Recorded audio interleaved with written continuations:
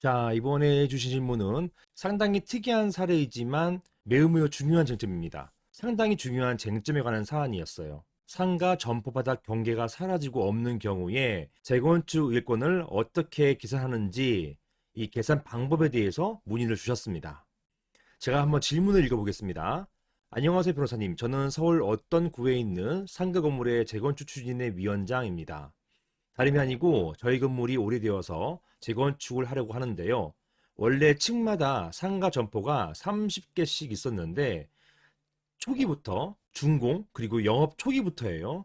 준공과 영업 초기부터 상가 점포 바닥 경계 없이 장사 영업을 해왔습니다. 자, 이런 경우 많잖아요. 등기부상 호수 구분은 있는데 실제 가보면 그 해당 층이 백화점식으로 탁 터 있는 거예요. 터 있어서 거기에 매대가 올라가 있고 또 점포가 훨씬 더 많이 입점해 있는 경우, 이런 경우가 많이 있습니다.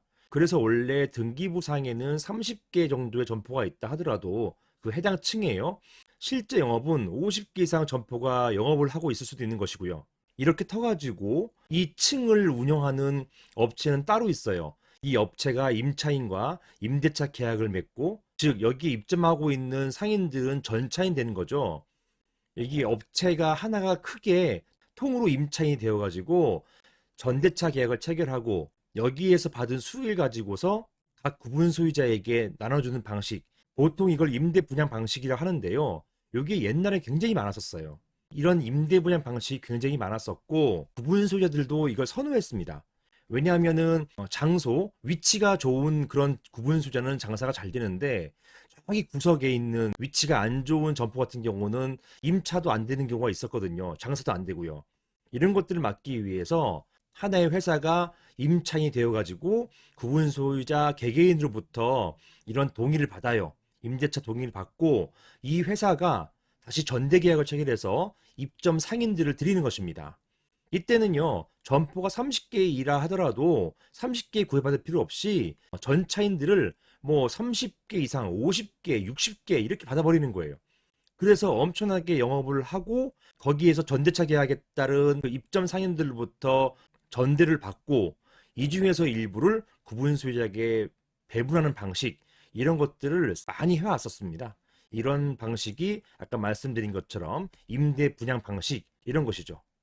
10년 전만 하더라도 이렇게 임대 분양을 해서 월 수익을 고정적으로 얼마씩 준다, 이렇게 해가지고 광고하는 경우가 종종 있었어요. 그래서 퇴직금 받아가지고서 이런 임대 분양 방식이라 해가지고 월수가 보장된다고 하니까 투자를 하셨다가 이 임대 분양에 실패하고 투자금을 받은 업체는 사라지고 이렇게 해가지고 사기 사건까지 연루되는 경우가 굉장히 많았었습니다.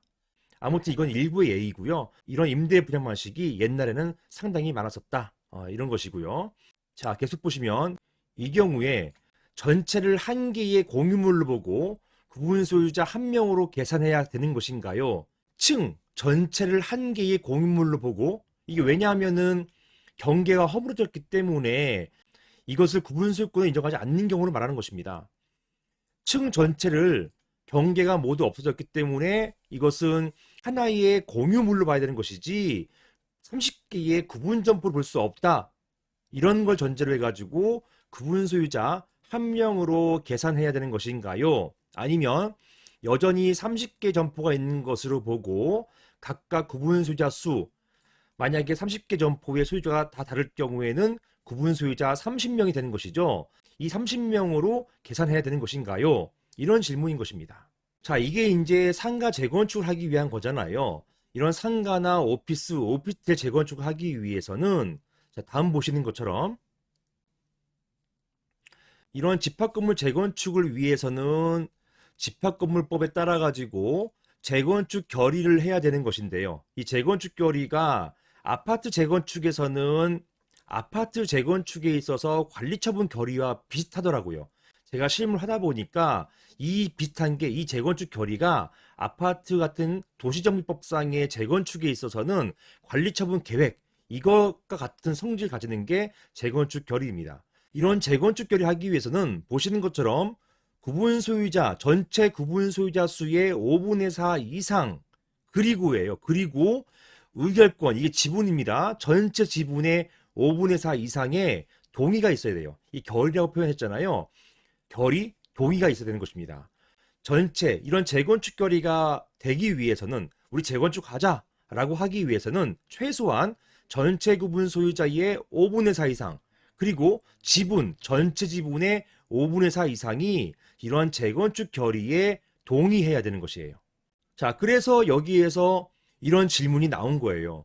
구분 소유자를 여기 같은 경우 30개이기 때문에 30개의 구분 소유권이 있다고 보고 구분 소유자 30명으로 계산할 것인지, 물론 한 사람이 여러 개 가지고 있는 경우에는 그 여러 개를 합쳐서 한 명으로 치는 것입니다.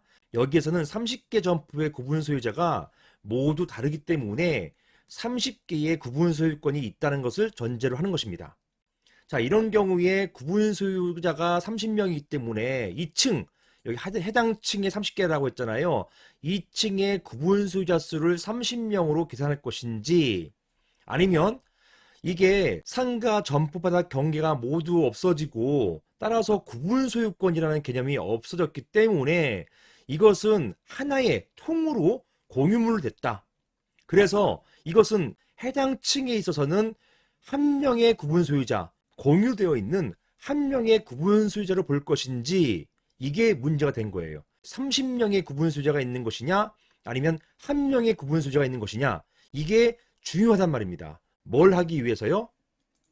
보시는 것처럼 재건축 결의를 하기 위해서 중요한 것입니다. 재건축 결의의 전제가 구분 소유자의 80% 이상이 동의되는데, 그 80%, 전체 80%에서 여기에서는 30개 점포 구분 소유자 30명으로 볼 것이냐, 아니면 구분 소유자 1명으로 볼 것이냐, 이게 문제가 된 것이에요.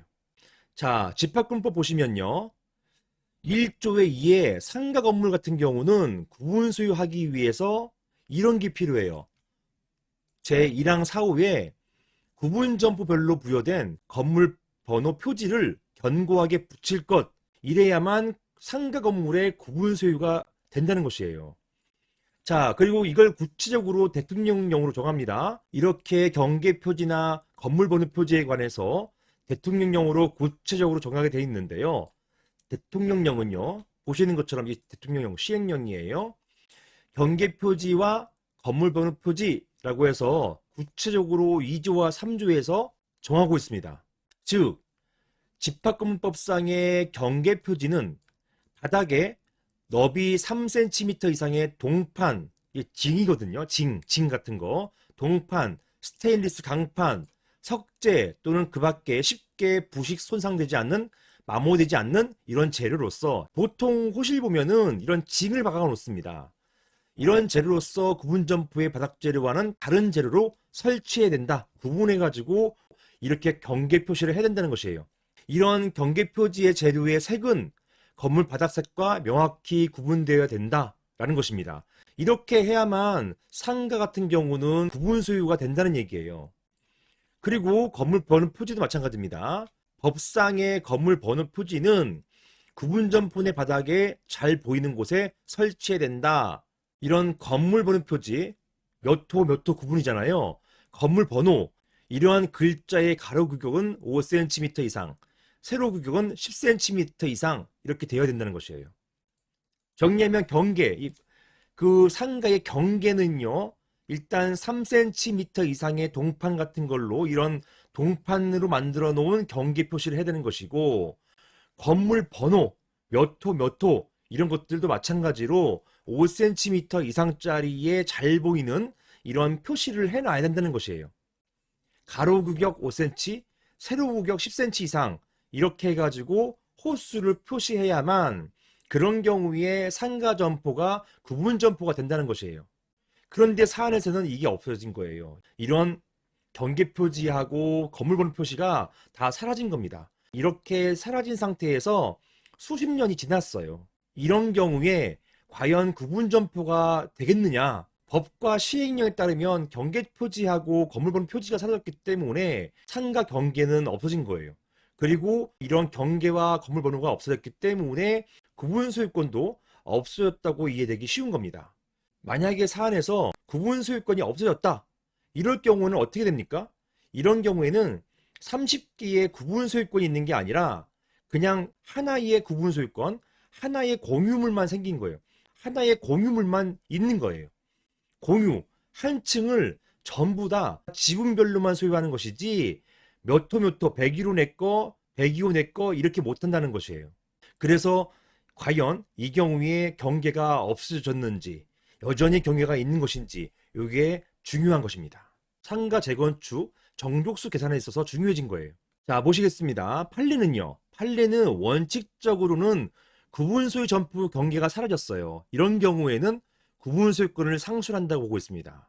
구분소유권 상실하니까 상 같은 경우는 구분소유권, 그 층 구분소유권이 하나밖에 안 돼요. 하나의 통으로 공유물이 되는 것입니다. 그래서 보시는 것처럼 구분소유권 상실하고 전체가 하나의 공유물로 되는 것으로 보고 있습니다. 이게 원칙이에요. 다만 판례는 점포의 경계 표지나 건물별 표지가 일시적으로 없어진 것이거나 리모델링 하면서 일시적으로 없어질 때도 있잖아요. 이렇게 일시적으로 없어지거나 또는 건물 내 점포 소유권이 건물 등기부 그리고 건축물 대장에 첨부된 평면도나 배치도, 여기 건축물 대장에는 이렇게 건물 평면도나 배치도가 항상 붙어 있거든요. 건축 도면이 따라갑니다. 이런 평면도나 배치도 등에 의해서 그 위치와 면적이 특정이 될 수 있다면 그 경우에는 비록 바닥 경계 표지, 호수관 칸막이 또는 벽체, 건물별 표지 이런 것들이 설치되어 있지 않다 하더라도 구분 소유권을 인정한 사례가 있습니다. 자, 그래서 사안에서는 어떻게 해야 돼요? 재건축 결의하기 전에 비록 시간이 흘렀잖아요. 흘렀다 하더라도 아까 예외를 인정했던 바로 이 부분이죠. 이렇게 건축물 대장 작성 또는 등기 당시의 현황에 맞춰서 위치와 면적을 특정하고 뭐에 의거해서요? 여기 붙어있는 것처럼 평면도나 배치도 이걸 참고하는 것입니다. 이것을 바탕으로 해가지고 등기 당시 상황에 맞춰가지고 위치와 면적을 특정하고 그리고 경계 표지나 건물별 표지를 부활시키는 거예요. 동판, 스테인리스 강판 이런 걸 통해 가지고 이걸 부활시키는 것입니다. 이런 경우에는 구분 소유권이 부활된다고 볼 수 있어요. 이렇게 부활시킨 다음에 늘어난 구분 소유권을 가지고 그것 가지고 계산해 가지고 재건축을 진행할 수 있을 것으로 보여집니다. 정리하자면 상 같은 경우에 점포 바닥 경계나 건물 번호 표지가 전부 사라진 상태에서 상당 기간이 지났잖아요. 이런 경우에는 원칙적으로 구분 소유권이 상실되고 전체가 하나의 공유물로 볼 수밖에 없어요. 이걸 바탕으로 전체 하나의 구분 소유권으로 볼 수밖에 없어요. 다만 만약에 30개의 구분 소유권이 필요하다. 의결권을 맞추기 위해서 오히려 하나의 점포가 아니라 30개의 점포가 필요하다. 이런 경우에는 어쩔 수 없습니다. 건축 당시 현황에 맞게끔 경계를 만들어서 경계와 건물 번호 표지를 다시금 설치해서 사라진 구분 소유권을 부활시킬 수밖에 없어요. 부활시켜서 이렇게 부활된 것을 전제로 해가지고 의결권을 계산해서 정족수를 맞춰가지고 재건축 결의를 통과시킬 수밖에 없습니다. 예전에 어떤 상담 오신 분이 있는데요. 그 경우는 어떤 경우였냐면 이 사안과 유사한 사례에서 아예 30개로 계산하고 재건축 결의 받고 소송을 진행하다가 1심에서 재건축 결의가 무효가 됐어요. 왜냐하면 정족수 계산에 있어가지고 법원에서는 바닥 경계가 사라졌기 때문에 통으로 한 개의 구분 소유권을 받습니다. 이걸 가지고 계산해 보니까 정족수가 안 맞는 거예요. 그래가지고 재건축 결의가 결국 무효가 됐거든요. 이 경우는 만약에 이걸 다시 승소하기 위해서는 어쩔 수 없어요. 다시 이런 경기 표지를 해가지고 경계를 부활시킬 수밖에 없습니다. 따라서 가장 좋은 거는 통으로 하나의 공유물로 해서 재건축 결의 정족수를 맞추는 게 가장 우선이고 그게 안 될 경우에는 바닥 경계 표시나 건물 번호 표지를 만들어 가지고 구분 소유권을 부활시켜서 그 부활된 구분 소유권 가지고 재건축 결의를 하는 수밖에 없습니다. 따라서 재건축 결의 받기 전에 이런 것들을 미리 확인하셔 가지고 준비해 놓는 게 좋다고 보여집니다. 이상입니다.